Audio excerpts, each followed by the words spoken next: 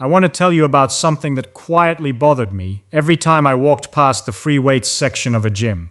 You can watch a 62-year-old man lift the same dumbbells he lifted at 35, working just as hard, sweating just as much, showing up 3 times a week without fail, and still watch his arms, his chest, his legs slowly shrink year after year.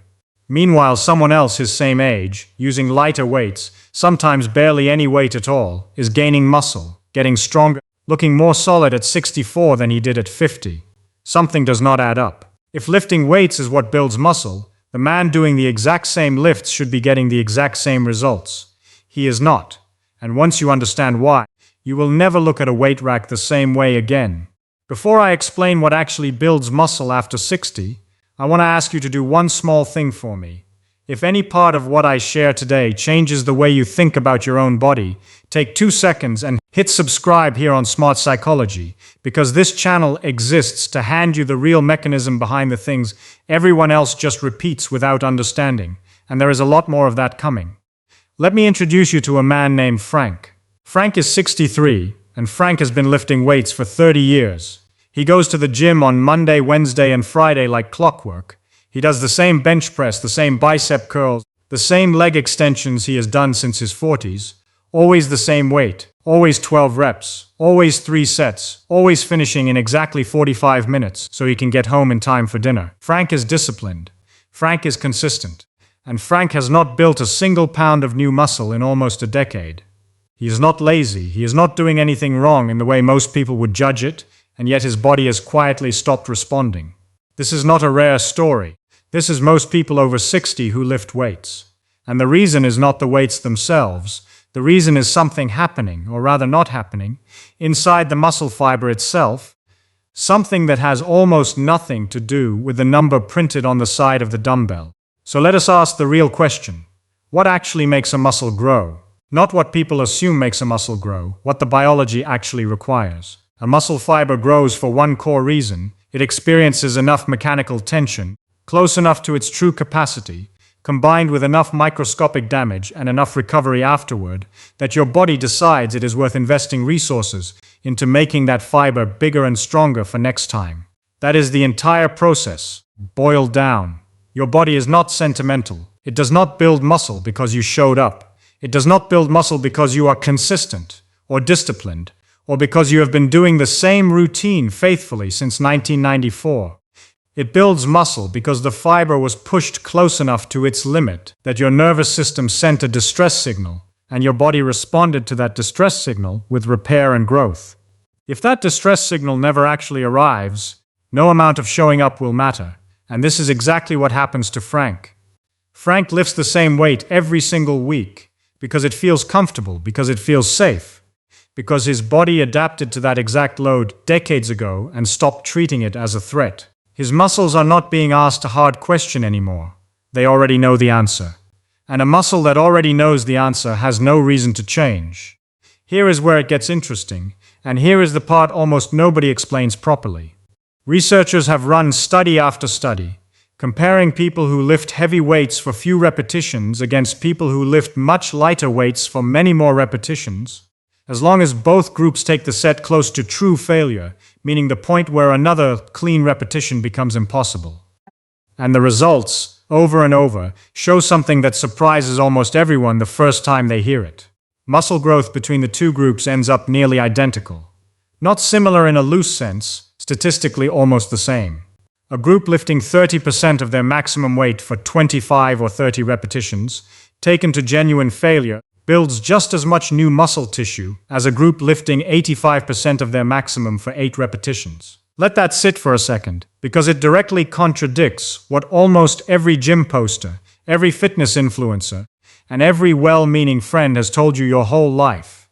It is not the number on the bar that your muscle fibers care about. It is whether those fibers were forced to work close to their true limit for long enough, with enough tension traveling through them, that your body had no choice but to treat the moment as an emergency worth preparing for. This single fact changes everything for a 60-year-old body, and here is why. As we age, something called anabolic resistance sets in, a frustrating biological shift where your muscles become less sensitive to the normal growth signals that used to work easily when you were younger. In your 20s and 30s, a moderate amount of tension and a reasonable amount of protein were enough to trigger real growth. After 60, your muscle tissue essentially raises the bar. It demands a stronger, clearer signal before it bothers responding at all. This is part of why so many older adults who lift the exact same way they always have quietly stopped progressing. Their old signal, the one that used to work, is simply not strong enough anymore to clear the higher threshold their aging body now requires. It is not that their muscles forgot how to grow.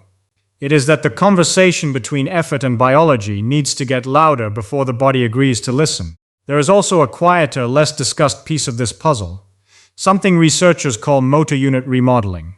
Every muscle fiber you own is controlled by a nerve, and that nerve tells the fiber when to fire and how hard. Starting somewhere in your 50s, some of these nerves begin to lose connection with the fibers they used to control, and those orphaned fibers either shrink away or get adopted by a neighboring nerve, which changes how efficiently your muscle gets recruited during any given movement.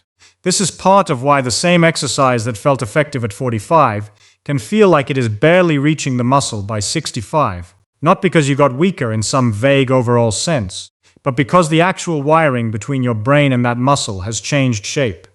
The encouraging part is that resistance training, done with real intent and real tension, appears to slow this rewiring, and in some cases even improve how efficiently the remaining connections fire. Which is one more reason the quality of the effort matters so much more than the number on the equipment. So if it is not the weight itself, what is the actual trigger? What is this something else entirely that the title of this video is pointing toward? The real answer is a combination of 3 things working together, and none of them require heavy dumbbells or a gym membership. The first is proximity to true failure, meaning the set has to be taken close enough to the point where your muscle genuinely cannot complete another clean repetition with good form, not stopping 2 or 3 reps early because it started to feel uncomfortable. The second is time under real tension, meaning the muscle stays under continuous, controlled load for a meaningful stretch of time, rather than rushing through the movement using momentum. And the third, the one almost nobody talks about, is mind-muscle connection, the deliberate mental focus on the specific muscle doing the work, which research using electromyography has shown can measurably increase how many muscle fibers actually get recruited during an exercise, sometimes by a wide margin, simply because the person is paying real attention to the muscle, instead of just moving the weight from point A to point B. Put those 3 things together: tension close to true failure, real time under load, and focused attention on the working muscle, and you have the actual formula for building muscle after 60. Notice that heavy weight is nowhere on that list. A resistance band pulled slowly and deliberately to true fatigue can trigger this response. A bodyweight movement performed with total control can trigger this response.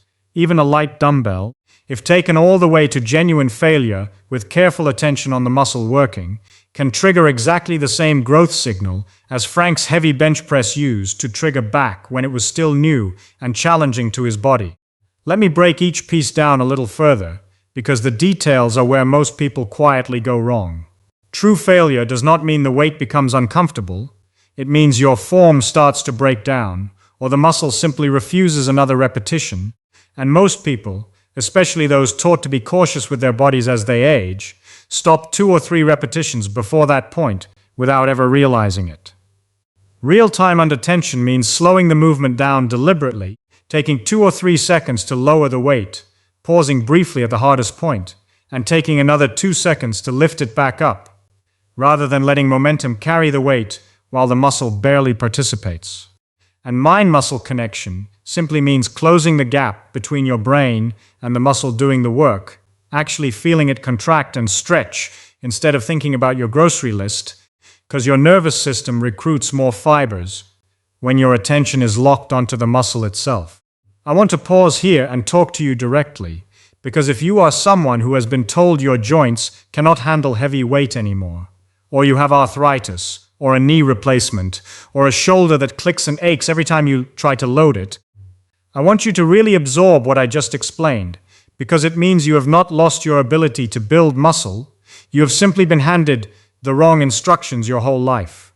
If any part of this is shifting how you think about strength after 60, take a moment right now and share this with someone in your life who assumes they are too old, or too injured, or too far gone to build real muscle again, because that belief is quietly stealing years of independence from people who could still turn it around starting today. Let me tell you about Diane. Diane is 64, and 3 years ago a hip injury made heavy lifting completely off the table for her. No squats, no deadlifts, nothing that loaded her joints under significant weight. For a long time she assumed that meant her muscle building days were simply over, that she would spend the rest of her life slowly losing strength with no real way to fight back. But once she understood that tension and effort mattered far more than the number on the weight, everything changed. She started using light resistance bands, moving slowly, pausing at the hardest point of each movement, actually focusing on the muscle she was working, instead of rushing to finish the set. She took every set close to genuine failure, something she had never actually done in her younger years of casual gym going. Within 4 months, her arms looked different. Not dramatically, but noticeably, the kind of change her daughter pointed out at a family dinner without being prompted. Within 8 months, she was stronger in daily life than she had been in her 50s, carrying groceries without strain, climbing stairs without gripping the railing, standing up from low chairs without that familiar grunt of effort. Nothing about her equipment changed. What changed was her understanding of what her muscles actually needed from her. Now let us talk about the piece almost nobody connects to this, the recovery side of the equation, because tension alone is not the whole picture. When you push a muscle fiber close to failure, you create microscopic damage inside that fiber, and that damage is not the goal. It is simply the signal that tells your body a rebuild is needed. The actual growth, the new muscle tissue, gets built afterward, during rest, while you sleep, while your body has the resources and the time to repair what was challenged. This is where protein intake becomes critical. And here is something that surprises most people over 60. Your protein needs after this age are actually higher than they were in your 30s, not lower.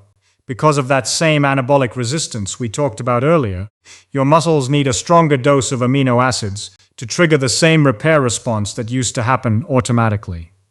Most nutrition guidelines were written for younger bodies, and following those same numbers into your 60s and 70s quietly shortchanges the muscle you are trying so hard to rebuild. Aim for protein at every meal, not just dinner, spread evenly across the day, because your muscles can only use so much at once. And a single enormous serving at night does not make up for 3 meals that were mostly carbohydrates and convenience. Sleep matters just as much, and this is where I think the psychology of this whole topic really comes together. Because building muscle after 60 is not just a physical project, it is a discipline project, a patience project, a project that asks you to trust a process you cannot see happening in real time. Growth hormone, the chemical most responsible for repairing and building tissue while you rest, is released primarily during deep sleep, and if you are only getting 5 or 6 broken hours a night, you are essentially doing the hard work of creating the signal for growth, and then failing to give your body the window it needs to actually respond to that signal. Tension without recovery is just damage. Recovery without tension is just rest. You genuinely need both, working together, consistently, for months, before the mirror starts telling you the truth about the work you have been doing. There is one more variable that rarely gets mentioned, the day or 2 of rest between sessions targeting the same muscle. When you push a muscle close to failure, the actual rebuilding process can take anywhere from 48 to 72 hours in someone over 60, because the repair machinery itself has slowed down along with everything else. Training the same muscle again before that window closes does not add extra progress. It interrupts a repair that has not finished yet, which is part of why so many well-meaning older adults who train every single day end up stuck in the same frustrating place as Frank, working hard, showing up faithfully, and quietly undoing their own progress before it has a chance to finish. 2 to 3 focus sessions a week, with real rest in between, consistently beats daily effort that never lets the repair process complete. This also raises an obvious question. If the weight itself is not the driver, how do you keep progressing over time without simply adding more plates to the bar? The answer is that tension can be increased in several ways that have nothing to do with load. You can slow the movement down even further, turning a 2-second lowering phase into a 4-second lowering phase, which dramatically increases the total time your muscle spends under real tension, using the exact same light resistance. You can add a longer pause at the hardest point of the movement, forcing the muscle to hold tension instead of using momentum to bounce through the sticking point. You can shorten your rest between sets slightly, which increases metabolic stress, even though the weight in your hand never changes. And you can simply add a few more repetitions before reaching true failure, since a muscle taken to failure at 20 repetitions is asked just as sincere a question as one taken to failure at 8. None of these require a heavier dumbbell or a new gym membership. They only require attention and honesty about how close to failure you are actually training. This brings us back to Frank for a moment, because Frank's story does not have to end where it currently sits. If Frank changed nothing about his schedule, nothing about his commitment, nothing about the fact that he shows up 3 times a week without fail, but simply changed how he approaches each set, taking the same exercises he already knows all the way to genuine failure, slowing the movement down, focusing his full attention on the muscle instead of just moving the weight, his body would very likely start responding again within weeks, not because anything about his effort changed, but because the actual signal his muscles receive would finally be loud enough to matter. That is the real tragedy hiding underneath most stalled progress after 60. It is rarely a lack of effort. It is effort aimed at the wrong target for years, without anyone ever explaining what the right target actually was. I think there is something deeper here too. Something that goes beyond muscle fibers and protein synthesis, something closer to what this channel is really about. So much of aging well comes down to unlearning outdated instructions and replacing them with an honest understanding of how your body actually works right now. Today, at the age you currently are, not the age you used to be. Frank kept doing what worked at 40 because nobody ever told him the rules had quietly changed. Diane assumed her body had closed a door that, it turns out, was never actually locked, just waiting for a different key. And I suspect a lot of people watching this right now have been carrying around a version of the same assumption, that muscle building belongs to younger bodies, that the window has closed, that showing up without real understanding is somehow enough. It is not enough, but the good news buried inside all of this is that the actual requirement is smaller and more forgiving than most people think. You do not need heavier weights. You do not need more hours in a gym. You need tension close to true failure, real time under controlled load, focused attention on the working muscle, enough protein spread through your day, and enough deep sleep for your body to actually use all of it. If there is one thing I want you to carry out of this video, let it be this. The number on the weight was never the thing your muscles were listening for. What they were listening for, all along, was whether you asked enough of them to matter. So the next time you lift anything, whether it is a dumbbell, a resistance band, a bag of soil in your garden, or your own body weight on the way down into a chair, ask yourself honestly whether you took that effort close enough to your real limit, or whether you stopped early because it started to feel uncomfortable and comfort felt safer. Muscle does not grow from comfort. It never has, and at 60, 70, even 80, it still will not. But it will absolutely still grow from real effort, applied with understanding, given the recovery it needs to finish the job. That is the something else entirely the title of this video promised you, and now you actually know what it is, and more importantly, you know exactly how to use it starting today. If this changed the way you think about strength after 60, do one more thing for me before you go.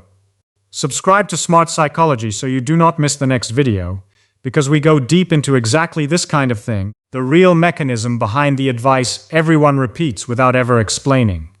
Leave a comment and tell me your age and what exercise you are going to take to true failure this week, because I read every single one, and I want to hear how this lands for you. And if you know someone who assumes their best years of building strength are behind them, send this to them today. Because that assumption might be the only thing actually standing between them and the body they thought they had already lost for good. Take care of the muscle you still have the power to build. It is not too late, and it was never about the weight in your hand to begin with.